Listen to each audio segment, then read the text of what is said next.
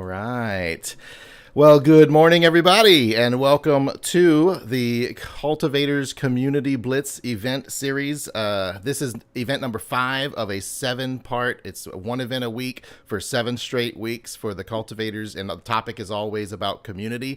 I'm Jeff Montague. I'm the community manager for the Cultivators community, which is a place where change makers, culture champions, community managers, people who want to challenge the status quo, all come together, and we help each other bring our ideas to life. Today's event, we do have, every time we have these community blitz events, we do actually have a product that we have to shamelessly self-promote. So today's event is brought to you by Unberry, which is a community intelligence engine. It's going to help you clearly understand your community health and engagement metrics. I know, when I run our community out of Slack, I have to run analytics reports and put them into spreadsheets. I run our events into separate Google reports and spreadsheets, and I have to merge everything to make it look good. As you saw on those screenshots right there, Unberry does all that and gives you a beautiful graphical representation of your community health and allows you to plan and monitor and measure the health of your community. It's a really cool product that Cultivate is coming to put out, so I'm happy to share that with you all today. But I'll tell you what, you're in for a treat because today's guest is Shelina Ramnarine. Shelina, you are a multifaceted scientist, and you have a deep passion for social change. You and I have talked several times in preparation for this, and I'm really excited that everybody's going to be able to hear your story as a Black woman who is from Trinidad and you're living in America, and how that serves as your inspiration for creating and developing communities. For everybody else watching, Shelina is passionate about supporting communities of color, women, analytics, that's the scientist in you, right? And many other communities. And so we're going to kind of walk through Shelina's story from how you got to J&J, what you're doing there. I keep looking at you over here. And also, how that led you to One Young World, that inspired you to then take action. So we're going to kind of walk through kind of like a This Is Your Life, Shelina, right? So welcome to the event, Shelina. How are you doing this morning? Well, thank you so much for having me. And I feel like I could record this and have an autobiography That's right. It's the from start of your book. everything that we're about to talk about. That's right. Thanks for the introduction. You're welcome. And thanks for joining us. I see Toder is here. Molly's here. They're saying hello. And that does remind me to tell all of the people watching on the live stream that if you want to take part in the conversation, feel free to ask Shelina any questions. I'll catch that chat. And then I'll relay that back to you, Shelina, and we can kind of include the audience in the viewer comments. So chat in the YouTube comment section, and we are monitoring that. So let's get started, Shelina. First and foremost, let's talk about what steps. So the first thing you do is you're at Johnson & Johnson, right? And you had to find communities to get involved with, right? So let's start just like as an employee of the company, what steps do you take? And I'm talking literal steps, because for the people watching, if you're at a company and you want to become a member of a community, how do you do it? So how did you find the communities that you found? Yeah, so I remember when I first moved here, I moved to New Jersey from St. Louis from grad school to my first corporate job. And I didn't know anybody. And the first couple of weeks, I was so lonely. I think I called one of my friends, like, I don't have any friends. I don't know anybody here, right? And so I thought about, okay, well, what groups do I know that J&J has? And there was an African-American group, and I was trying to reach out, like, how do I get connected to this group? And I got connected, but in my campus, the group wasn't really doing very much. They didn't have much of a presence. And so one of my other friends, she would hear about events and she would forward them to me. So in the beginning, I went to almost every event that I got forwarded, right? So I went to the Asian group event. I went to the Indian group event. I went to random events that they had on campus related to different things. I went to an event for the millennials group. I basically just explored everything that I was offered, I went to. And then I went to this one conference that was put on by co-ops at J&J, and it was called Scope. And I honestly don't really know what the purpose of the conference was. It just kind of seemed like a place where people got together and share things that they were passionate about. That's what I remember from the event. And so I started talking about my passion for data when it came to diverse individuals, because in graduate school, I did my PhD in statistical genetics, and I learned a lot about genetic data and the lack of genetic data in diverse populations. And so I was really passionate about that, and diversity in clinical trials is kind of an application about that. So I was sharing about like how passionate I was about this topic and how like no one's talking about this. And other people, like they weren't really familiar with the topic, but they embraced my passion surrounding it. And that's really how I found like the TEDx community. From that, one of the individuals like nominated me to give a TED talk. And I remember thinking, oh my gosh, what am I going to give this TED talk on? Like, you know, TED is such a big concept. So I felt like, is diversity in clinical trials big enough? And I went to, because I was going to every kind of event I could go to, I went to this event put on by an Asian American group. It's called Ascend. And it was actually at Accenture. And it was talking about activism in corporate America. And I was super curious about the topic because I had never heard that before. Mm-hmm. And I was like, oh my gosh, that's what this is about. It's really about activism. And it made me think of some of my experiences in St. Louis. And so when I give the TED talk, that was almost like a beacon for other people to find me who are passionate about things I was passionate about. So in terms of actual steps, I would say like put yourself out there, go to everything that you can because it expands your circle, expands your exposure to things. And then over time, when people know what you're passionate about, they'll almost find you, if that makes sense. So that does. And I like that. So really you went to events, right? First and foremost, you just have to put yourself out there, go to the events.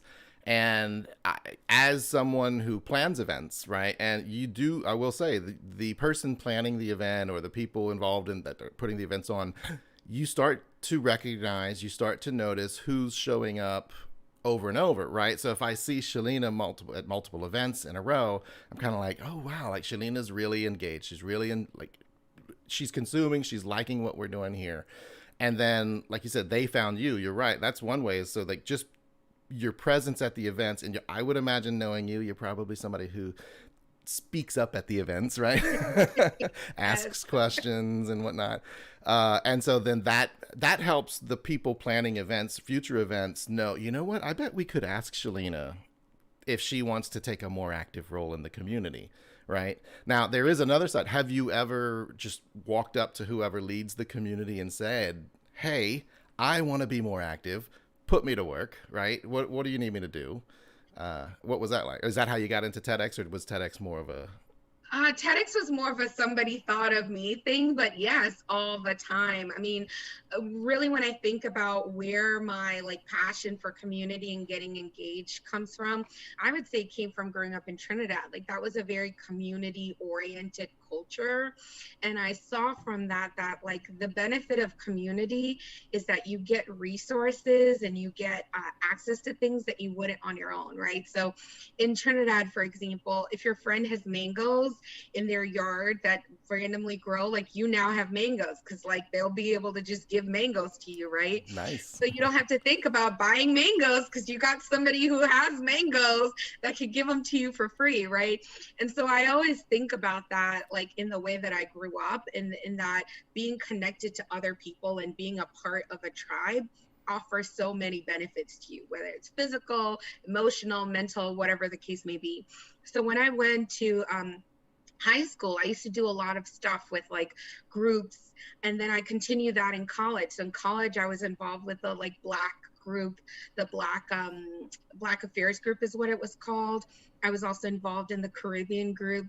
And I think the Caribbean group, I kind of found them like, hey, you guys are Caribbean, I'm Caribbean, I want to be a part of it. Right? And I was involved in like a STEM group. It was called Lewis Stokes Alliance for Minority Participation. So because of all of those experiences, when I got to graduate school, I wanted to be a part of other groups. There was an international group, and I just wanted to be a part of them. And it was actually mostly Chinese individuals. Most of them were like from China coming here for graduate school. And so I got to learn about like being a part of a group that has a very different culture from my own, and how to communicate, cross-culturally. I was also involved in another group that was more like social justice oriented. And that's how I got involved in a lot of things related to that. So, sometimes you do seek out a group if people are doing interesting things that you're like, hey, I want to be a part of that. But for me, I think the importance of finding a group and being connected to a group is really just because it helps you to tap into a larger network and larger resources that maybe you wouldn't be able to access like if it were just you. Yeah, it's like so at our one of our last events, Nicole had shared kind of like the reason people join communities, and there's three kind of primary reasons. And I don't have my notes in front of me, but one of those reasons is to connect with other people who either share similar you're looking for people that share the same interests or share the same passion, and you're trying to build a social or professional network around that, right? And then also you looking to hone and build your own skills in whatever within the context of that community. But it builds just all of your other types of skills. So if you are in the event planning or event speaking type skill set, then as a member of that community, you could participate in something like a TEDx and build your speaking skills, right? So let's jump there then to the TEDx experience. So at J&J, and even before that, so tell us a little bit about, you are a scientist, you're a geneticist, tell us about what you do at J&J, and then how Yeah, that. well, I do nothing related to anything you just said. So I'm actually in marketing. Um, and that's one of the things that I love about life is that, I think it was, I was talking to a woman and she was saying like the different hats that you wear in life, right? Like sister, mom, daughter, wife. And I kind of look at careers in the same way, in that you can wear multiple hats and do multiple things, right? So, my bachelor's is in biology and statistics. My PhD is in human and statistical genetics, right? So on paper, I have this like very technical, analytical background. But I'm really passionate about storytelling. Like I'm interested in like, how do you use data to drive decision making, right? So I've been in business development, working on agreements between J&J and like other companies in the data science space. I'm now in marketing, right? Thinking about how do we use data to tell stories that benefit patients, right? So I think that you can take kind of your base and expand it to so many different areas, All and right. you don't have to be limited, right? Your interests evolve over time. But when I was in St. Louis getting my PhD, I was there during, Mike Brown and Ferguson uprising, right, that occurred. And like I still remember the night that somebody told me about Mike Brown. They said, oh, a Black man was killed and people are gathering in the streets, right? We didn't know then that it would be all of what it was. Mm-hmm. But I remember the next day thinking, oh, people are gathering in this church to talk about it. So I went with some of my friends who were in the social work school, and they were talking about, his body was left uncovered for 4 hours. And someone had Wow. mentioned that this is a parallel to lynching and what would happen during lynching, where they would leave the body as like a reminder to the community of like what could happen, almost to like keep the community in check, sort of. Mm-hmm. And so, being a graduate student, I was one of 3 Black grad students in like 12 PhD programs. And I had many instances where people like didn't really think I was a student, or I would ask questions about like, well, what population was this study done on, and how applicable is this to other populations, And this was like back in 2010, 2011, 2012, when society wasn't as engaged in the topics that we are Right. today. So at the time, it was a little like pushing the boundaries. But that experience taught me a lot about using my voice. One time I was going to a protest and I remember thinking, man, like, what if I get arrested at this protest? Like, how will I Your be able to permanent get stopped? record. Right. Right. But I thought to myself, like, if I can't demonstrate my values in this moment, then like, what are my values? Mm. And so going to protest and being involved in that work made me understand my own privilege as a Black woman who has the highest level of education that you could get in the country, right? And so when I came to J&J, I really grappled with how do I use that in a way that supports communities and people that look like me.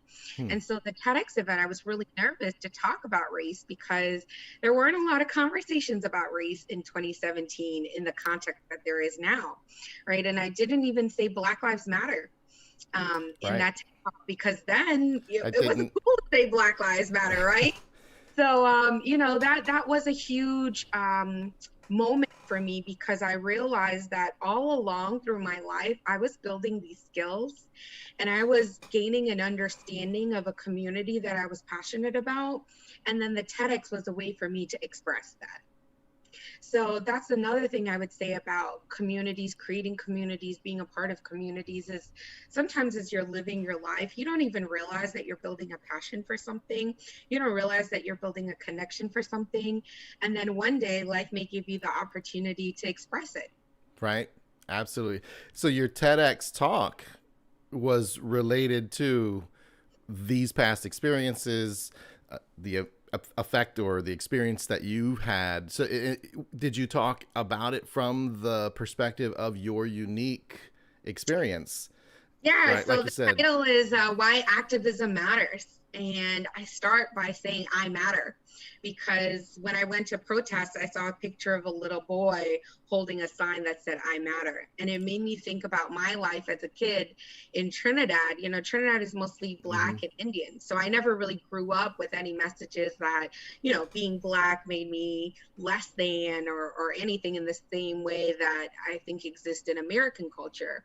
So when I saw that picture of that little boy, it made me think about what must it be like to be 4 or 5 at a protest having to say that you matter, and like how does that influence the way that you grow up and the way that you see the world, right? And so I think that experience really has made me passionate about supporting communities of color, and particularly supporting communities in the Black diaspora, because I don't want little kids to have to question whether or not they matter. Right. I want them to have that freedom that I did growing up. And so that's what the talk was about how activism for us in America, sometimes just we think about activism as just walking on the street and protesting. But I define activism as taking actions that align with your values and your beliefs. So Taking. if you're passionate about climate change, how do you bring that to like the actions that you take every day? If you're passionate about racial injustice, how does that show up for you every day in the things that you do? Absolutely, and I'm really tempted to keep going in this direction. I really think like there's a whole nother event or topic of conversation that we could talk about, and I know we're going to get into it even a little bit more. But yeah, you have such an inspiring story and a unique perspective. But one thing I'll say about the I Matter statement, and before, like you said, before Black Lives Matter became the statement, right? And so I think I would add to that you should be able to say I matter without having this feeling that somebody else on the other side is going to even challenge that to say all matter, right? It's like, no, it's okay to say I matter because I do matter, right? And so I think that's really powerful and it's really strong. And I like that you said that you take action that aligns with your values. It's one thing to show up, it's another thing to act, right? And to do something.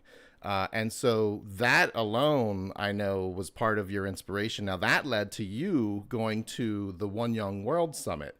And for the people who may not be familiar with One Young World, first, if you can explain a little bit about what that is, and then go into what was it about that event that inspired you, because that was about 3.5 years ago. And I mean, and everybody watching, if you thought Shelina did a lot before One Young World. One Young World was this catalyst event experience that really propelled Shelina to really take action. So yeah, tell us about One Young World, of what it is, and then the couple of stories that inspired you from it. You are telling the story of my life, Jess. So One Young World was life-changing. It was one of the most life-changing things I've ever done. So I didn't really know a ton of what One Young World was. You kind of look at the website, it sounds nice, but a lot of things sound nice, but then they aren't really, what what you think they are. So we went to One Young World. I knew that it was really a conference where people talk about different topics. And I remember looking at the topics, and there was one on peace and reconciliation. And I'm like, well, okay, peace, okay, whatever. So we go to the Peace and Reconciliation conference session in the conference, and I think I was like crying the whole time. Like, it just blew my mind.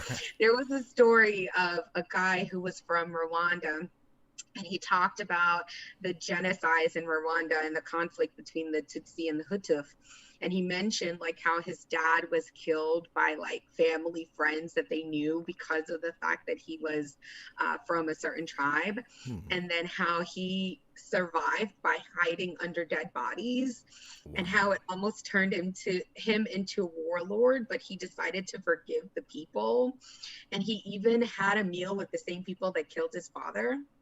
And I remember thinking to myself, I'm not that kind of human. Like, I don't know if I'm built that way where I could forgive something like that. You know, there was another story of a guy from, I want to say it was Guinea, who like is really feminist, and he encouraged his friends to go to this protest, and then they got killed. And he talked about like how he processed that.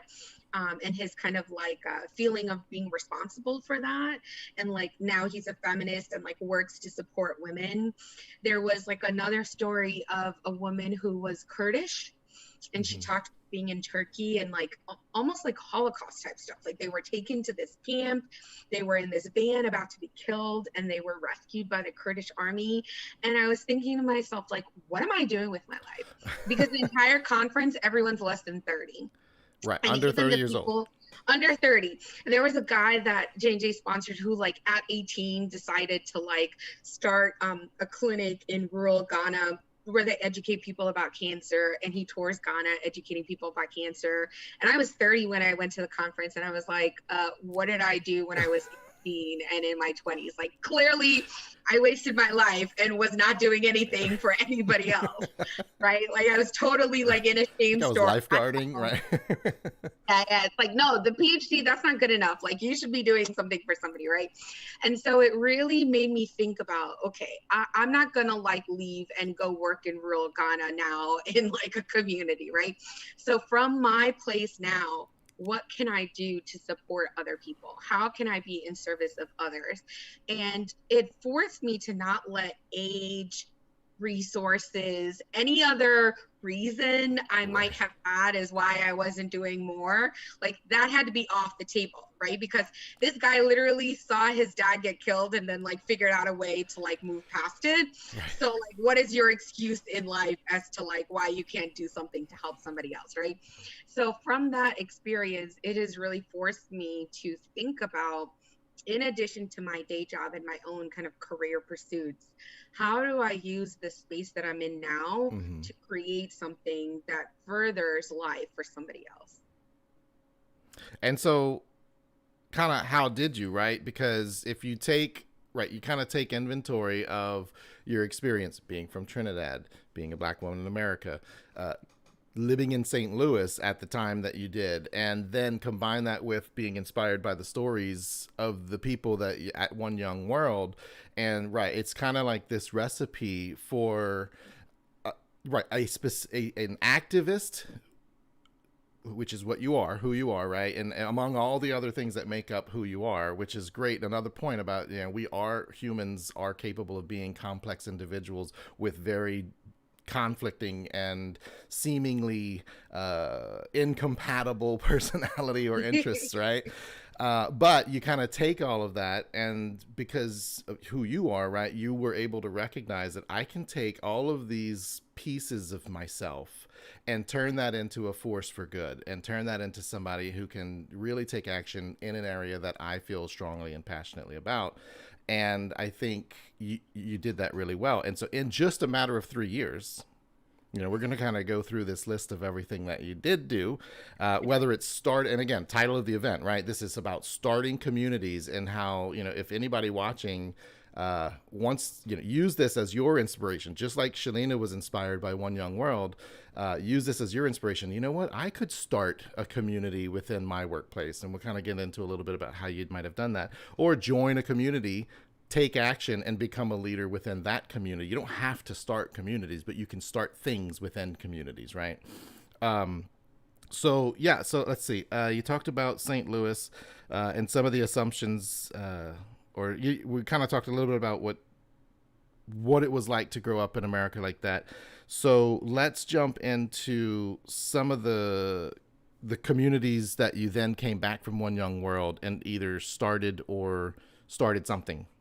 Yeah, and Jeff, I really appreciate like all of your graciousness, but honestly, I'm not this like highly strategic person who could always weave the thread of my life together into a story, right? I wish I was that person, but the way life has been for me is a lot of times I'm confused.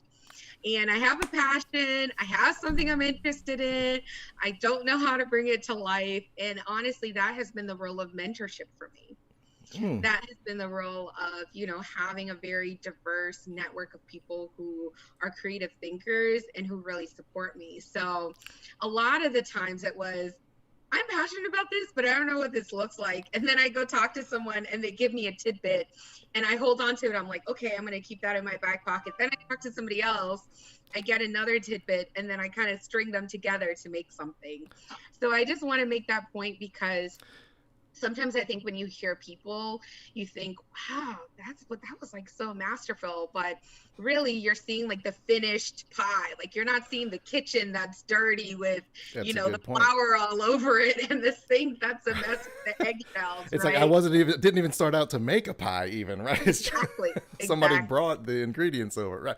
But that in itself is part, right. To me, that's part of the lesson because most people, if you listen to the success story, and yes, all you really get is 3 years later, look at what Shelina did. Right, it wasn't a calculated plan. It was more seeing the opportunity at the time and recognizing the time is right, or and saying, okay, I'm going to take action now because now's the time to do it.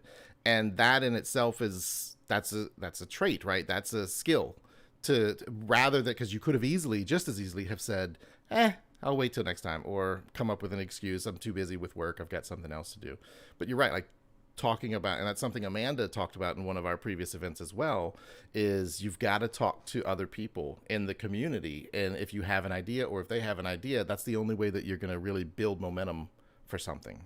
Yes, engaging people in your idea is so important, and timing is so important. I remember when I joined J&J, we use this thing called strength finders, and so one of my strengths is futuristic, and the other is ideation. So I'm always coming up with new ideas.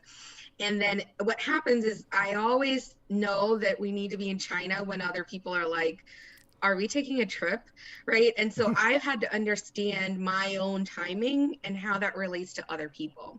So there are topics that I'm passionate about. Like, for example, I mentioned that I was talking about Black Lives Matter in 2017 when like that wasn't the climate at that time. Right.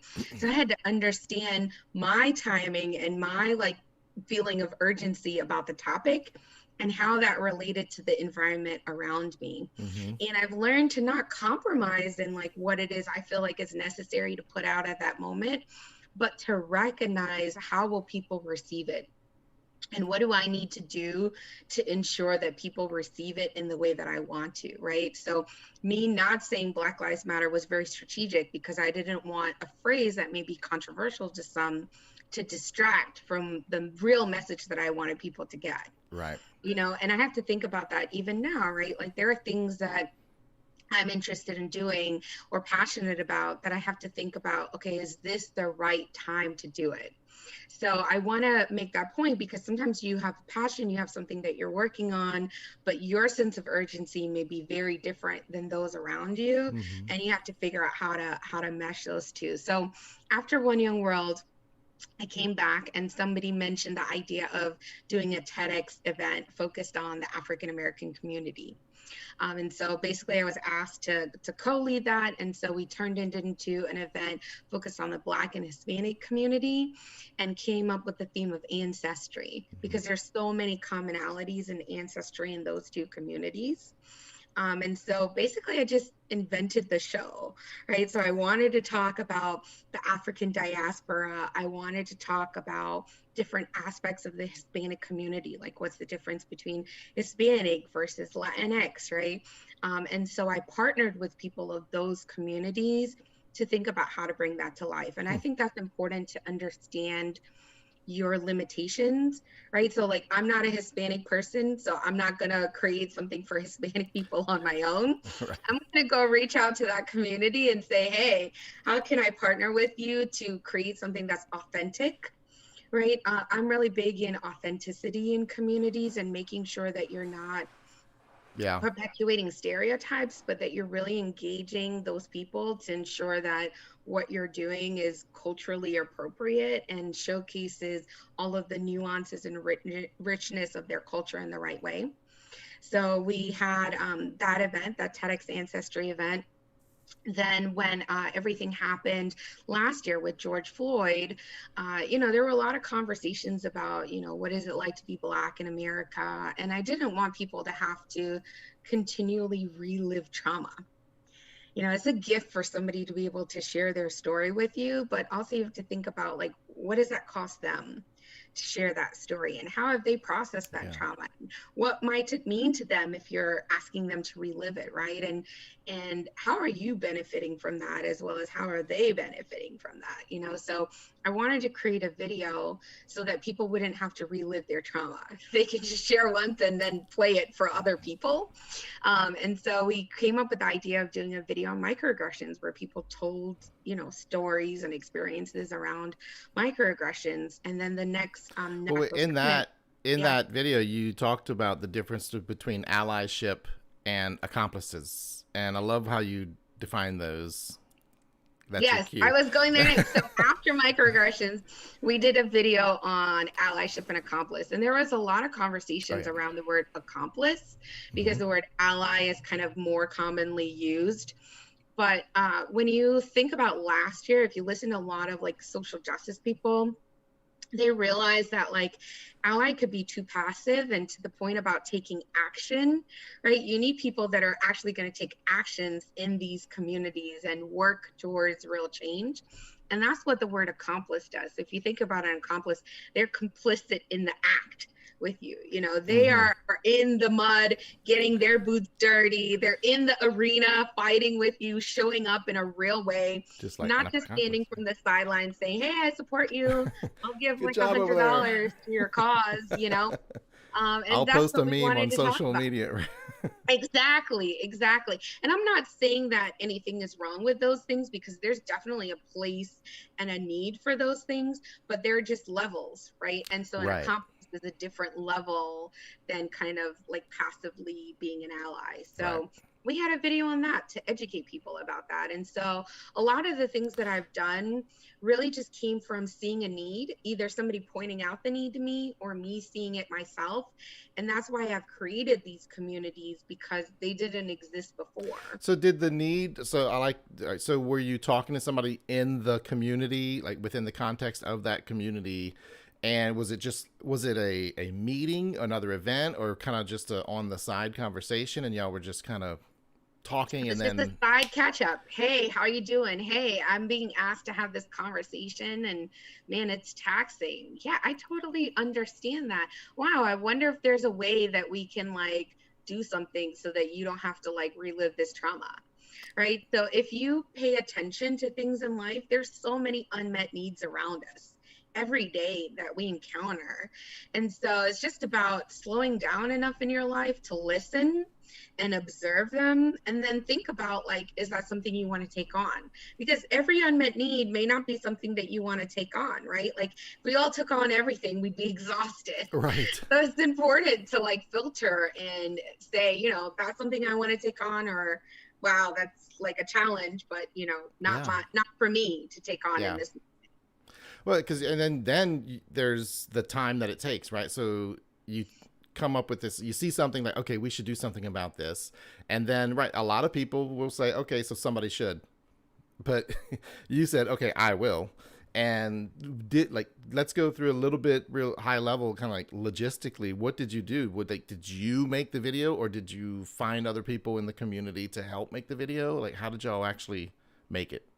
Yeah, so I mean, again, tapping the community and resources, right? I'm only one person and know how to do so much. So I definitely tap into other people anytime I'm trying to bring any idea to life. I think it makes the idea better, because I definitely believe the community brain or the team brain is much better than the individual brain, right? We Mm-hmm. all have different strengths. And so, like, for example, project management, that's not my ministry. I am not good at like typing the notes and sending them after. And, I like to do the thinking and who do we connect with and who do we need to involve with, right? And so I always make sure on a team, I have someone who is very good at project management, because that's so necessary for Mm-hmm. the project to be successful, but it's not my skill. So Right. I always make sure to bring in other people when I'm trying to bring an idea to life. Bring a And then detail thinking oriented, about, right? yes, and thinking about who who would this benefit and what do I want them to get out of it. And I think that's important, to intentionally design things Mm-hmm. to make sure that it reaches the outcome or the impact that you're seeking, right? So that you Versus do what things with you purpose. want them to, right? There's a difference between knowing what the consumer, customer, viewer, whatever, right, the person consuming it, Receiver. receiver needs from it or wants from it, versus what you think you want them to want or need, right?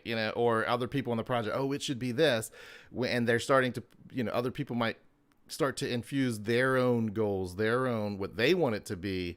And part of your process of leading the team, the group, the community through that is to keep that, protect what it needs to be, while also balancing, like, if somebody does Yeah. bring up, hey, that is a good thing, and the receiver might benefit from that, so yeah, we can do that. So it's weighing all the different ideas that are coming in, and that's But a that's balance the job act. of the leader, right? Is to set the vision, Right. but then be flexible about like how you get there. That's Right. how I've always viewed it, right? So like the how you get there is like, oh, somebody may have a better idea or this idea of what we're doing, but you still have to give people bounds, because if not, then sometimes you can go off the rail. Right. But it's also important to get feedback, because sometimes you create something and it doesn't speak to somebody in the way that you thought it would.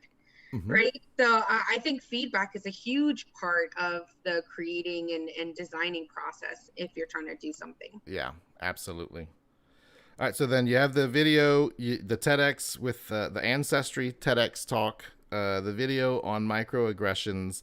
You also got engaged with J&J, the MLK celebration event, and you Yeah. got to So meet because some. of the because of the ancestry salon, I was asked to be a part of this event that we usually do every year that's open to the community. And that was not something that I created. That was an event that was longstanding. Mm-hmm.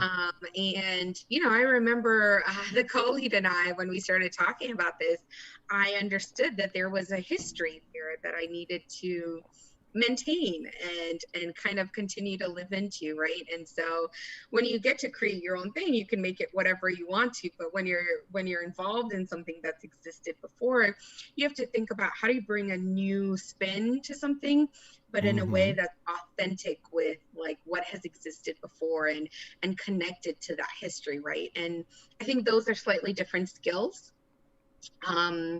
Because one, you create the boundaries, and the second one, you have to think about how do you make the boundaries your own, if that makes sense. So Mm-hmm. there's a bit of a difference there. So I had to learn that myself, because I've usually worked on things that I was creating. So I had to learn how to understand, maybe if I'm a little bit thinking about something a little bit differently than other people, how do I take the essence of what I want to do, but match it maybe in a different way than other Yeah. people, Well, because you you're know? coming into, right, like you said, you're coming into a previously existing community, and they have their own rituals, their own customs, their own culture, their own traditions. And so you have to, for the lack of a better word, conform or assimilate. But being a cultivator, a change maker, the type of person, that's in your DNA, that like, I am here and I might actually disrupt some things. There's a finesse to it, right? Yeah, And you've there's got to definitely a respect. finesse. Yeah. And I think the word assimilate sometimes gets a bad rep because it sounds like you're losing your essence in order to fit in. But this is not that. This No, is like it's just respect. like, yeah. And also like how you wear different hats. It's just like doing your hair differently. Like it's still your hair. You're just styling it a little bit different because you want it to be a certain way for this day. Right. So I have learned how to be flexible with how I show up, but true to who I am. Right. And that therein lies, you mentioned about authenticity and being genuine and sincere. And I think when people are able to do that, it really shows that, look, I have a respect for what has been built before I got here. While at the same time, I have something maybe new to contribute. And if this community is interested and wants that something new, I'm ready to take action, put me to work, right? And so there is a balance between like what does the existing leadership want, where do they want to take it? Because you leading your own communities, you have a vision, and like you said earlier, it's like, so I have a vision. I want to be flexible in how people are able to contribute to executing that vision, which means you're creating a community where a cultivator, change maker type mindset can flourish, right? Yeah. And so it There sounds like, can be a change maker. Like I think in the beginning I always thought that being a change maker and challenging things was about like doing it your way. And I've learned over kicking the time door down like the Kool-Aid mentors, man. yeah, it's like all about tearing the existing structure down, right? But I've learned through mentorship over time that it doesn't always have to look that way. Sometimes it could be about entering an existing space and reforming it over time from the inside. Mm-hmm.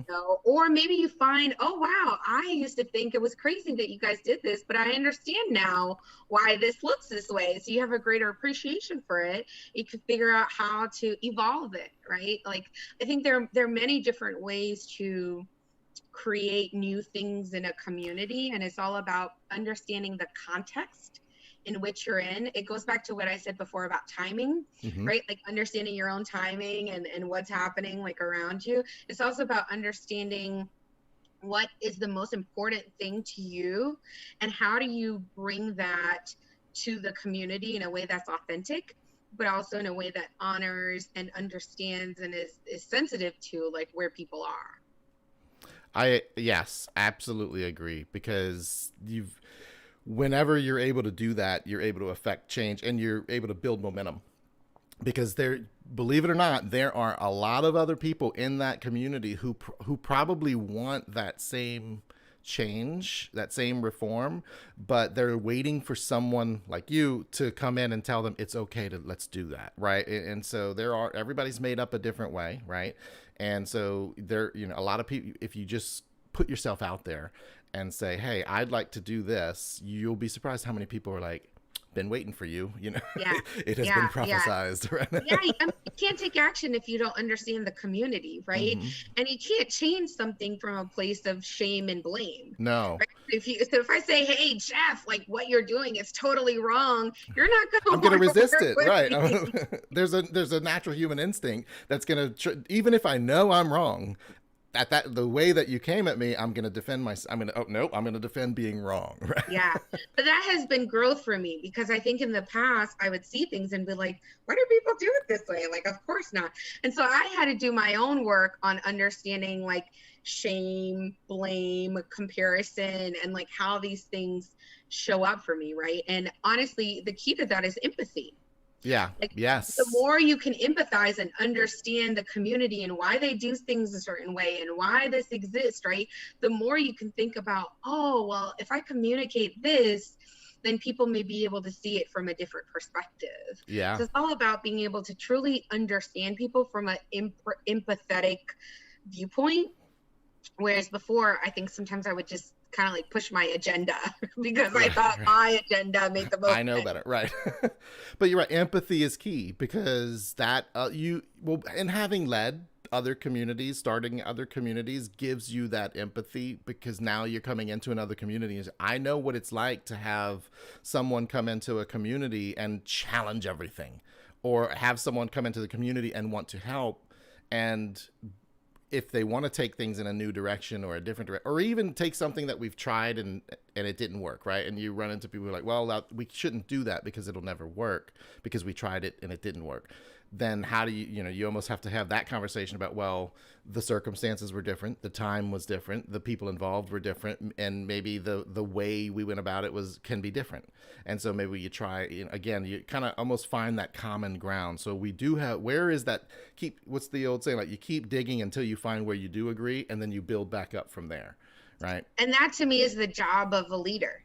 That's what being the community starter is really all about, right? Being able to have the empathy, the patience, the understanding to keep digging and to figure out how are we going to make this work, right? So to me, when I think about taking actions, like first you got to know yourself to know what you're passionate about, know what communities you want to be involved with, right? And a lot of that too is not just knowing yourself, but exposure.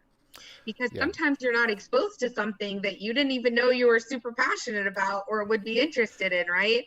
So going back to that point about just going to every event, like I love that because it increases my exposure to things. Yes. It helps me think about who I am, what I'm passionate about, because who I am changes and what I'm passionate about changes over time. Right. So, and going to something you may discover that you discover a passion that you didn't know existed, right? Yep. And then now there's one other thing I wanted to, because I'm looking at the clock here, and we've already almost at time here. The health equity series that you started from scratch. I don't think we've really even talked about that yet. See, I'm telling y'all, look at what she's done. From the who I am and what I'm passionate about. So great. We'll use this example to make those points. So last year, I found out that I had uterine fibroids and I had to get surgery for it. And in talking to many Black women, I realized that a lot of them had it, but maybe didn't know about like what causes it, what are treatment options. So I really wanted to create a space where we could talk about all of these different health areas that Black women experience in a different way, maybe than other groups. And so I knew that I was like passionate about this. I knew I kind of wanted to bring it to life. So that was kind of the understanding who you are, being exposed to different things. Then the next step that I took was really thinking about how do I engage other people who may be interested in this. So I reached out to a woman that I knew that was a physician and said, hey, I'm really passionate about this. I want to do this, but you want to be a part of it, right? And so I built like a team to think about, okay, what could we do in this area? So that's the second thing that I would say. And then the third thing is thinking about, okay, is there an existing community that I could do this through? Or do I have to like create something new? Right. And so I was able to kind of connect this idea to, our women's group, our health of women group, the African American group. And so we're actually going to have our first event on June 15th. It's an internal kind of conversation. But, to me, the steps between building a group and thinking about, can you connect this to an existing community or creating a new one, and then actually having your event, pretty logistical, right? And are things that most people could figure out. You could figure out how to get the Zoom open. You could figure out like what's the order of your event. So I don't think those are the places in which people stumble. I think people stumble like on the first parts, which is like knowing yourself and then thinking about like, how do I gain followership in bringing this to life? And I think too, one of the things that I'm not saying that I got from One Young World is the feeling that you can do it, the feeling that you can create something, the feeling that you can bring something to life. Realize that was a permission that I had to give myself.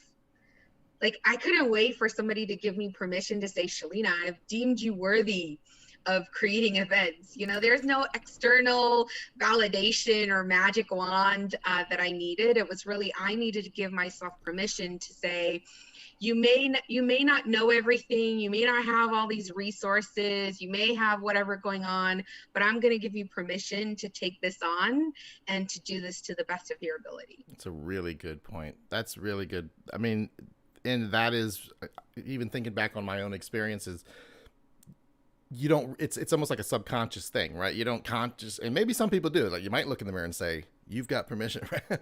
But it's in your head, right? So, I mean, that is like your journey is fantastic. Where you've come from, what you've done and accomplished, and you're still young, so there's still so much more of your story to be written, by the way. And so just to recap for everybody watching, so we did talk about, creating community or taking action in existing communities. And it really is about, like, first step is give yourself permission. I love that you said that. And the next step is just get in your community and get involved, right? Attend events, get to know the people, talk, speak up, don't be shy. In any community, there's always going to be an active group, and then there's also going to be a lurking group, especially if an online community. But those lurkers are there, and they might speak up if they see you speak up, right? So if it depends on what's being said and who's talking. Volunteer, right? Raise your hand and step up and say, hey, put me to work. Like, I want to do something. I don't want to just watch. I want to take a part. And that's in some people, that's not what they want to do, and that's okay too. There's other ways to take action. And then I love that you said earlier, like, approach with empathy, right? So if you are entering a community or even starting a community, right? If you're trying to affect change or you're trying to make something happen with your community, you've got to come at it with a vision. And I think, positive. What's the old saying? Like, you catch more flies with honey instead of vinegar, right? Listen, right? I was watching a show on Netflix. It's a comedy, but he was telling his daughter to, be quiet and listen and whatnot. He says, you have 2 ears and 1 mouth so that you listen twice as much as you talk. Right? I need to follow that advice. And then build consensus too. So you have it. If you enter a community, you take action, you in a way become you don't have to be, we talked about that at a previous event. You don't have to be the leader of, like, the community manager to be a leader of a community. You, Shelina, are a leader. Everybody is in your community sees you as a leader. They'll follow you. You've established even enough street cred within those communities now to where you might be the de facto leader, even if you don't hold the title of, like, I'm the president of this club or something. And so building consensus through empathy, through your storytelling, through your passion, through your vision. And then, like you said, create. When you have an idea, just do it, right? And I think another thing that people fall short on when they want to make something happen, and I am watching the clock, everybody, is they want to wait until they have 100% of the plan figured out before they start. And I'm not a big fan of the build the plane as you fly it metaphor, but it is true. Sometimes you just have to, just push the go live button. We're live streaming, right? And then just, like, cross your fingers and hope for the best. Yes, you have to trust that along the way things will work out. And I love Brene Brown's definition of a leader. She said a leader is anyone who takes responsibility for finding the potential in people and processes and has the courage to develop that potential. So it's not about level, it's not about title, it's not about experience. It's really just about, if you see something that you're passionate and you want to take on, and you take ownership for that. And that's it. That's all. That's the magic, wand of I've granted you this that you need in order to take action in a community and related to whatever cause it is that you're passionate about. Oh, absolutely. All right. So, and with that, I want to thank you, Shelina, for being our featured guest on today's event and sharing your story and inspiring us and teaching us how to take action. I want to thank everybody who is watching on the live stream or anybody who watches the recording later on. I'm sure this will get plenty of views later on. It's a great story. What we're going to do, Molly is moderating the chat on the YouTube live stream. Molly, if you'll go ahead and paste right now, we have a short little poll or survey, if you will, for people who are watching. If you'll kind of let us know, the main question is kind of how likely you would be to recommend this event. We are doing something a little different with Shelina. We're doing a live stream instead of a Zoom call with an audience. So I'd love to hear your feedback on that. And then we'll continue this conversation about starting communities and taking action in communities in the Cultivators Slack community. And so if you're not a member of the Cultivators community, you can go to cultivateall.com/cultivators and apply to join there. I do hope everybody's going to join us next week, same day, same time, Tuesday, 10 a.m. Eastern, for the next event in our Community Blitz series, where Diana Morgan who was the 2020 CMX Community Professional of the Year. So another big featured guest. We're closing out strong, everybody. She's going to share her approach to community content creation. So I like, again, you look at the momentum that we've built in all of our series of events. We talked about how to be a leader. We talked about identifying leaders. We talked about rewards badges. Shelina just talked about taking action or starting communities. And then once you take action, you've got to create content. Right. So Diana's going to talk to us a little bit about how she worked with her community to take content. You can RSVP to that event on LinkedIn. Molly will paste that link in chat as well. I'll also send an email out to the people who RSVP to this event so that everybody has an opportunity to join. In the meantime, everybody, I want to thank you for joining Never Stop Changing. Thanks, Shelina. Thank you. Have a great day.